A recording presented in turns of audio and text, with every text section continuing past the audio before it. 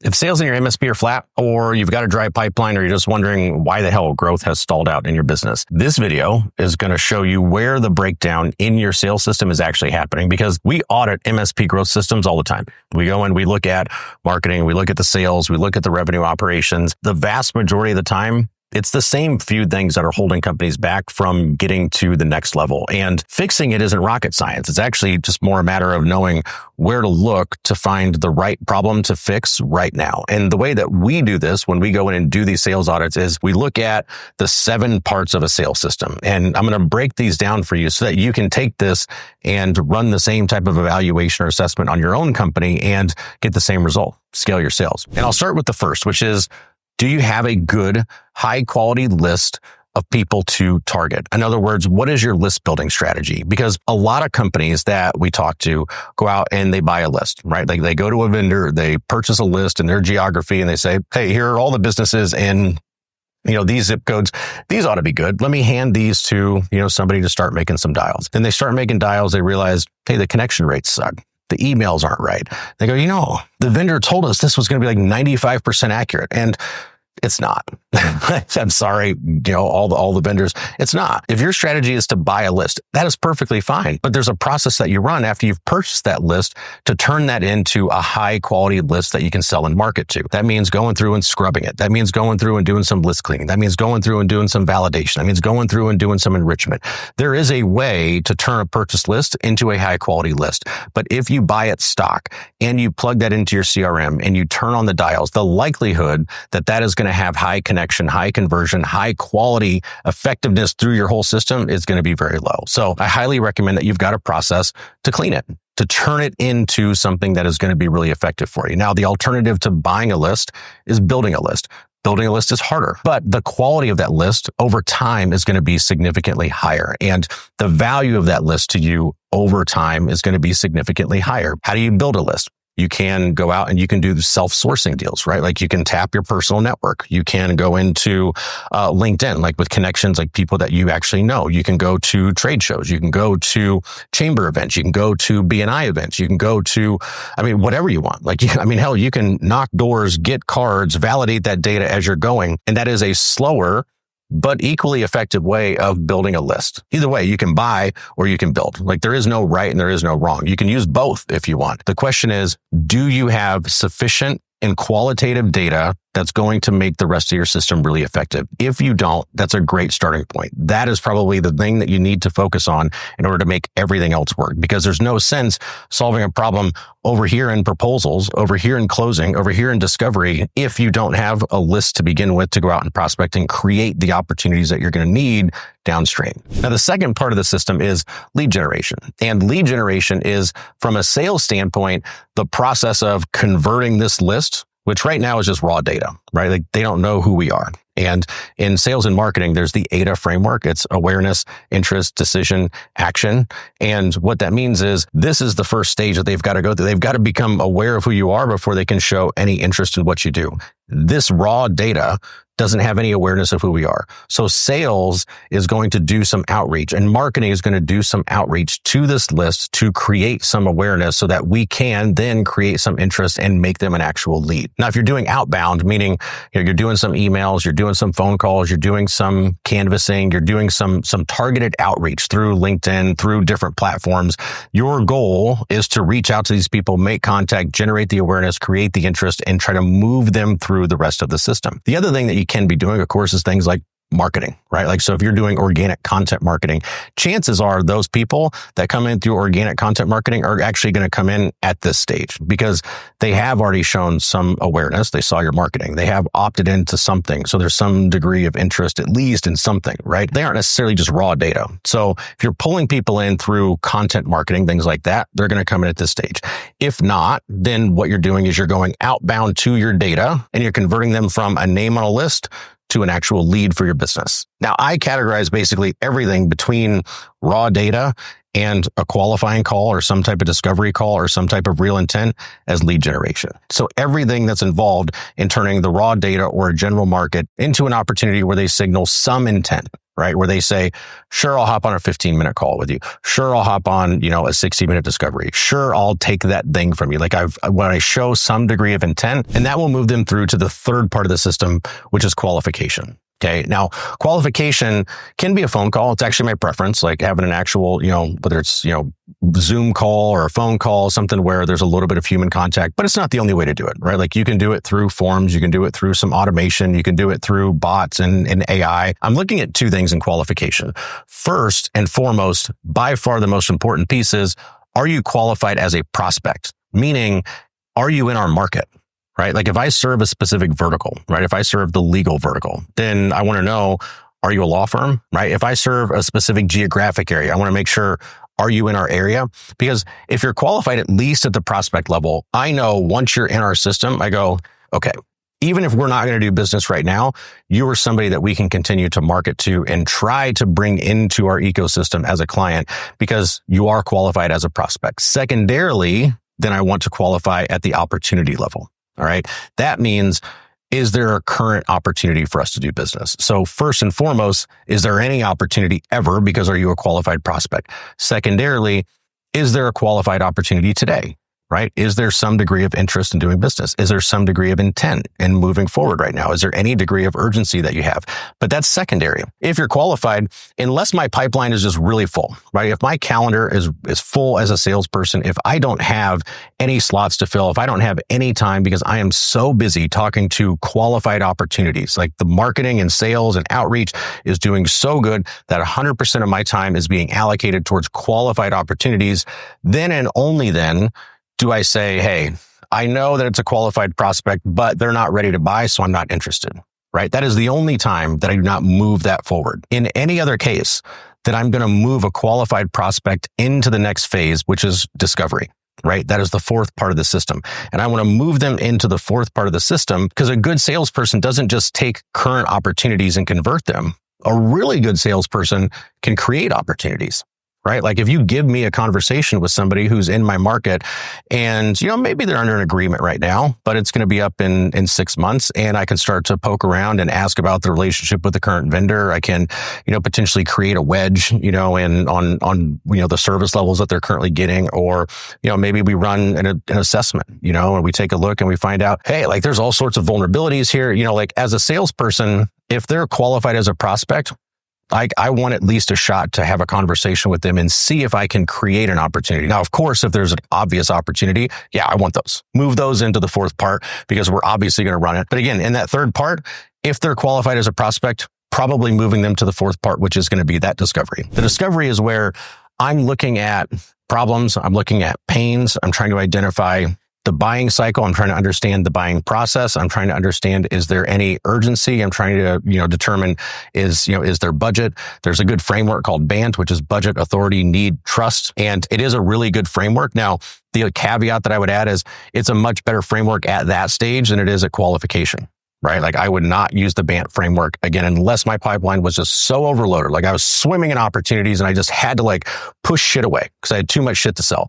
Then I would not run BANT at the qualification stage because you're going to root out a bunch of people. That's basically saying, sorry, salespeople can only get low-hanging fruit. Like they can only get the softballs. And I think that that's bullshit personally. So BANT as a framework in the discovery is good though. That's where you're going to actually look at, do they have budget? Like, are you even in, similar range? Is it like a, real opportunity there?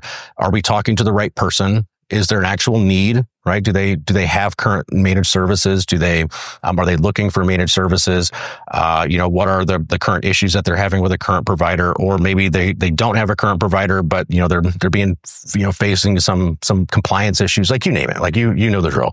So, you're looking for what's the real need, and then timing, right? Like why now? Right? Like, why not 6 months from now? Why not 6 months ago? And that's where you're going to identify, whether there's some real urgency or not. Now, the thing about discovery is it is such a powerful tool when you run it effectively. And like I tell people that we're doing sales coaching and training with, all roads lead to discovery. Meaning, if you are dealing with common objections at the end of your process, things like pricing, things like, decision maker, things like, I have to talk to somebody, things like, hey, we need to think it over. Like those are all really common objections that you should be fully prepared for. And the best place to prepare for those is in discovery. because you can put questions in your discovery that allow you to address those objections that you know are going to come up later. Like just as one example, we have plenty of other videos on this.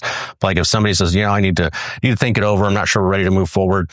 Why did we not ask in discovery, what makes this a now issue? Why not 6 months from now or 6 months ago? Once you answer that, I now have the data that I need later in the conversation when you say, hey, we're not ready to move forward. I think we're going to think this over. And I say, hey, I'm confused. When we were talking earlier, you had mentioned you're ready to move forward now because the IT guy that you have is going to be retiring and, like whatever those reasons were. So you can plant those things in your discovery. So really, really powerful tool here. And once you've run your discovery, at that point, the next sale that you need to make, the next conversion that's going to happen is move them into the assessment probably. Like if you run some type of assessment, right? So you're going to, whether it's paid, whether it's free, you're going to run that assessment, get that thing going and identify, what are the vulnerabilities? What are, what's the cybersecurity posture? What's the current training with the team? Like whatever it is that you find in your assessment, you're going to be running your assessment so that you can, one, understand what you're working with. Okay. It's like when I go to do a proposal, do I have everything that I need to give a legitimate and accurate quote? Okay. So that's one part of it. Then it's also a sales tool, frankly. Like you go in and you identify what are the areas that they may not even have known. There may be latent pains in this business and they may have challenges they were completely unaware of. I mean, if they've got stuff that's completely outdated, if they have, if they're vulnerable to phishing deals, if they've got passwords floating all over the interwebs and you name it, right? So you run that assessment, partly technical, partly for your proposal, partly for your sales. And that's the fifth part. Now, after the assessment, you're going to move to the sixth part of the system, which is the proposal, right? So you've done your discovery, you've done the assessment. Now you're going to sit down with them and you're going to make your pitch. You're going to propose to do business and you're going to confirm everything that you thought you heard, right? Like these are the pains. These are the things that I understood. You're going to walk through why you were the best fit. You're going to highlight, what the unique selling points are for you. You're going to make sure that you differentiate yourself from all the other competitors. You're going to assume they're going to be sitting like looking in front of three people and you're going to say, this is why we are the absolute best fit for you. And of course, you're going to deliver the information like, this is how much the investment's going to be. This is how easy and awesome onboarding is going to be. This is what life is going to look like, after you're working with us. So like on the one hand, here's what we found in the assessment and here are the pains and the problems that you have. Now here's what the future looks like. This is what the network's going to look like. This is what the service levels are going to look like. This is why you want to do business with us. Now this part of the system is obviously important because it's where you're asking to do business, right? So most people inherently get that. But the question is, do you have a good process for it? Right? Do you have a good system for this part of the system? Do you have something that is methodical and effective at highlighting where they are today and where they need to be tomorrow and where they want to be tomorrow and how you are the solution for that gap, right? How you help close the gap between current state and future state, that you are the solution, the bridge to get from here to there. And of course, you're going to close the business. Right? So how often are you closing your business in the sixth part of the system? Now, I'm no dummy. Like I wish everybody would sign on the dotted line, right? Like when you do the proposal and everyone says, gosh, man, you guys just run such a great system here. Like we're just going to go ahead and sign.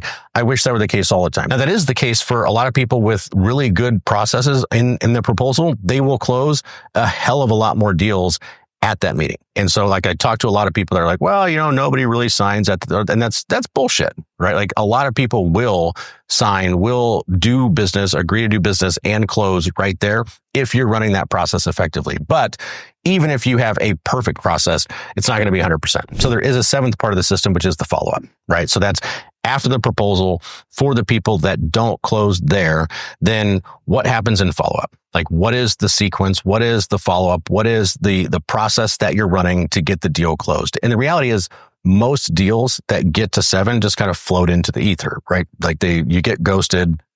You kind of lose touch and, oh yeah, we'll get back to you. We'll, let us think it over. Let me talk to so-and-so and, yeah, we'll go ahead and meet, just call us sometime next week. And then you're like, hey man, that meeting went really well. Like what happened? Well, what happened was you got a breakdown in the seventh part of the system, right? Like you look at that and you go, why are all of our deals ending up in our pipeline and follow-up stage? Why are we not getting actual wins and losses, right? Like why are we having these deals that just stay open forever and ever and ever? And every time I ask, the salesperson or I make a phone call, it's like, well, yeah, I just got to follow up next week or we're waiting on this or, there's always some excuse like to kick the can down the road. So getting deals to the actual finish line is the seventh part of the process that don't close in the meeting. And make no mistake, getting a no still means you're running an effective process. Like I would rather have no's than chase somebody for months, right? Like chase somebody who basically decided weeks and months ago they're not going to do business, but they just don't want to be mean, or they feel rude saying it, or they really liked me as a salesperson, but so they don't want to let me down, or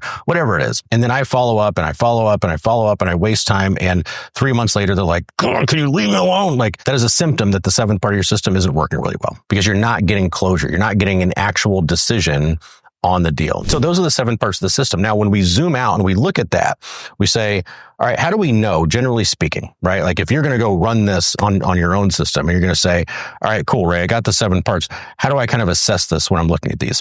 All right. First of all, looking at list building, all right? The best way to know if you're list building is first, there's a volume component. Like, do you have a list? Is it sufficient to market and sell to? If not, chances are that's the area to focus on. The other way to look at that is from a qualitative standpoint. You look at that and go, well, what's the lead generation look like, right? Like if we're doing outbound phone calls, for example, like I've got an SDR and they're making phone calls, what's their connection rate? Are they getting through to decision makers? Is there right information? And there's a lot of ways you can look at that. You can look at the logs in CRMs, right? You can, how many log changes are there? You can look at, if you've got a dialer, you can look at how many of the calls that we're making are actually picked up by a human, or are the right number or the wrong number. You can have the SDRs actually, logging that. You can look at, pitch rates. You can look at like the metrics in the lead generation are often very symptomatic of what's happening in list building, right? Because even if you have a badass SDR or BDR making outbound phone calls for you, if they're calling a shit list, their metrics are going to suck. Right. So if you're listening to the calls and the calls are decent and the volume of calls is there, but the outcomes aren't there, probably symptomatic of a list problem. You can do the same for virtually any type of your prospect. You can do the same for email. If you do an outbound email, go look at the email rates. What is the deliverability? What is the open rate? That will tell you a lot about your list, right? So like look one step further in the process to look back and see, hey, is that the problem? Right? Are we dealing with issues in lead generation because we're actually calling bad data? Now, lead generation, you look at that and say, how is that good or bad? Well, the best way to look at that is say, hey, how much are we paying for a qualifying call, right? Like if you just take all the amount of money that you're spending on sales and marketing and on your prospecting, and you say, we're getting X number of qualified calls, does that math work out? Right? Like, and everybody's, cost of acquiring new customers is going to be different based on your system and how you're generating and who your market is and all that. But just run the economics of it. Are you getting the qualified calls that you want? And are you getting the volume of qualified calls that you want? And then are you getting qualifying calls, right? Like if you're getting 100 qualifying calls a month and you're pushing through one, then chances are you've got a lead generation or a list building issue. Now, if you're getting one qualifying call and it's qualified, but you just don't have the volume there, then you look at that and you go, okay, maybe something's happening in lead generation that we need to improve here. So same thing. You look one step further in the system and say, what does that tell me about what's happening in this part of the system? Now, of course, you can also go take your core metrics, like break down whatever process you're running, canvassing, every single one can be broken down into some KPI or some metric that you can evaluate, and you can look online. You can use AI. You can, comment below. I'll see if I can answer questions, but there's always a baseline, right? Like that's your like industry standard that you're looking for, whether it's your outbound calls, your emails, your, door knocking, your, networking. Right? Like how many networking events are you happening? How many qualified leads are coming? Like, so you want to break that down and then look at the next step in the process. Qualifying calls, is that process working or not? Well, pretty simple to know. You're going to look at that and say, hey, are we getting qualified people to move forward into the discovery stage? And is that rate sufficient, right? Is the conversion rate from that stage to the next stage sufficient for us to grow at the rate that we need? For example, if I'm getting 20 qualifying calls a month and we're only moving 4 forward, what I might do is go back and I might listen to a bunch of those qualifying calls. And I might say, hey, let's take a look. Like, what is this telling us about the process and about the system? Is it telling us, hey, the actual qualifying process sucks? Because I'm listening to some of these calls and I'm thinking, holy shit, like this is somebody we should be moving forward. Why are they not moving forward? That's a problem with the qualifying process. If I'm listening to those qualifying calls and I'm hearing all sorts of like, hey, there's people that are not even in the country, like people way outside the market. Again, I'm going backstream. right? I'm going to go look at the lead generation and I'm going to go look at the list building. Now, the next part of the system in discovery, conversion into the assessment is a huge way to measure that, right? So that's super helpful. But I had another way that I look at the effectiveness of discovery is how many standard objections are we dealing with at the proposal stage that could have been handled in discovery. I actually look to the proposal, and if I can, I go on some sales calls or I listen to the sales calls and I look at the close rate and I start going, like the objections that we're getting, upstream, are they things that could have been handled at discovery? Conversion to the assessment is one factor, and then the actual close rate and the impact that it has coming from discovery. Remember, all roads lead to discovery. That's another way to look at it. So that's how we look at it and determine, hey, is discovery working or not? Now, at the assessment, pretty straightforward here, right?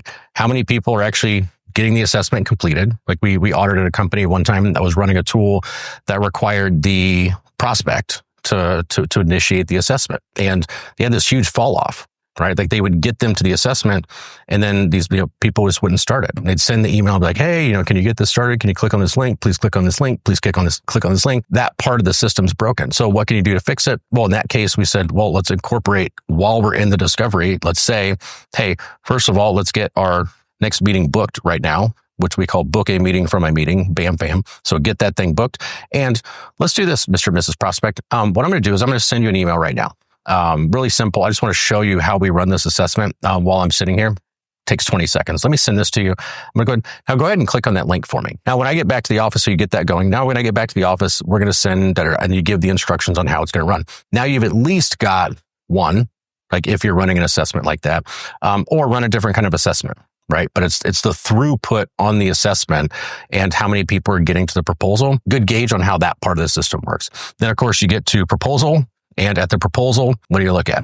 You look at close rate, right? Like how many people actually close? Because by this time, you've already demonstrated that they're qualified. You've already run your discovery. You've already got the assessment. So the primary way that you're going to measure the effectiveness of your proposal is close. Like what's the conversion rate? How many people do we present to and actually become customers of ours? And then the follow-up, as I mentioned before, the big one here is actually how many deals just get ghosted, right? Like what's the percentage of deals that actually close, not based on time, right? Because in a good sales process, you put a timeline and, you're going to close out and, move deals to a loss stage at, some number of days or months or week, whatever that is, define it for your own business. But there's always going to be something that keeps them from just staying open forever, I hope. But what I really want to know is how many deals got a decision, right? Like how many of these deals did we get a yes or a no from the prospect on, right?